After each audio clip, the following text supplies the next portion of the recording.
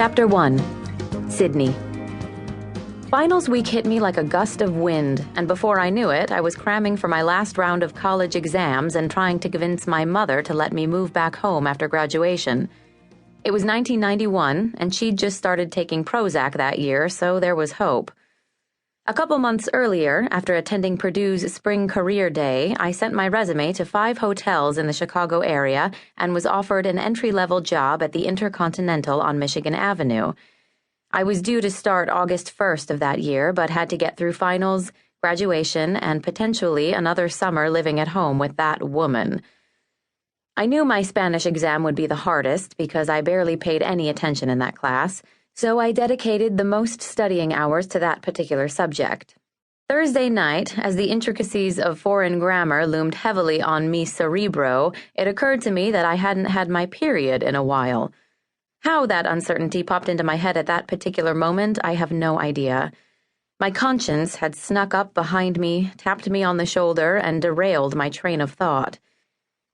I remembered the last time I'd had it, though, because I was trapped in an English lit lecture hall with no panty liner, no tampon, and no break for an hour. As soon as the bell rang, I sprinted to the bathroom only to discover the tampon dispenser hadn't been refilled since the turn of the century. It was a long, slow walk home with a wad of parchment-like toilet paper shifting around in my panties. I grabbed my day planner and started flipping back through the pages to check the date of that lecture. The topic was wicked women, and it was exactly 8 weeks before finals. A small cloud of wicked panic moved in overhead as I realized I might be pregnant. I grabbed the phone book and dialed the number for Walmart. The woman who answered told me they were open until 10 o'clock every evening, which meant I had exactly 25 minutes to get there. Unlike my mother's support, my menstrual cycle was always something I could count on, which is why I quickly abandoned my books that night and drove to the nearest, yet not so near someone might see me, superstore. I convinced myself during the 15-minute ride that I was not pregnant. It had to be the stress of finals, the end of college anticipation, and starting my big girl job that was causing my ovaries to rebel. However, there was not a chance I would get through exam week without confirmation either way. The Walmart was just off State Road 52 and noticeably cleaner than the one back home. When I arrived 10 minutes before closing, it was nearly empty, with the exception of a few weary people in the checkout lanes. I raced past them toward the sobering and well-lit pharmacy aisles and managed to find the pregnancy tests, ironically right next to the contraceptives. It took me all of 4 minutes to grab one, pay for it, and make my way out of there with nary a judgmental glance from the sales clerk. I tossed the bag in the passenger seat next to me and sped home.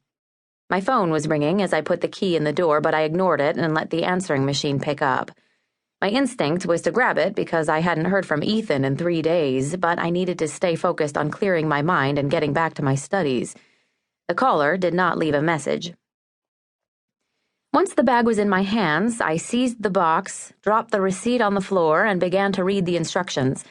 Since I hadn't paid any attention to what brand I snatched off the shelf, I needed to know exactly what type of signal would inform me that I wasn't pregnant. It was a first response test, and after unfolding the origami-like instruction booklet, I learned that my ultimate goal was to see one pink line upon completion. One pink line, one pink line, one pink line. First, remove the stick from the foil wrapper and remove the overcap. Easy enough. Second, hold the test stick by the thumb grip with the result window facing away from you. Done.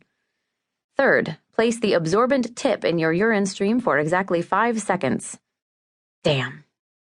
I sat the test stick down on the edge of my pedestal sink and went to grab a Diet Coke and a no-dose. I drank half the can as fast as I could without inflicting brain freeze and then waited. I wasn't sure which would be more stressful, waiting to pee or waiting for the results. My phone rang 2 more times, but I continued to let the machine answer it. The third time it was Jenna, but I couldn't take her call either. Instead, I threw a scrunchie in my hair, took the small white stick in my hand, and sat on the toilet with my sweatpants balled up around my ankles. The box said 5 seconds exactly, so I began to count as soon as I felt my bladder relax and release. 1 1,000, 2 1,000, 3 1,000, 4 1,000, 5 1,000.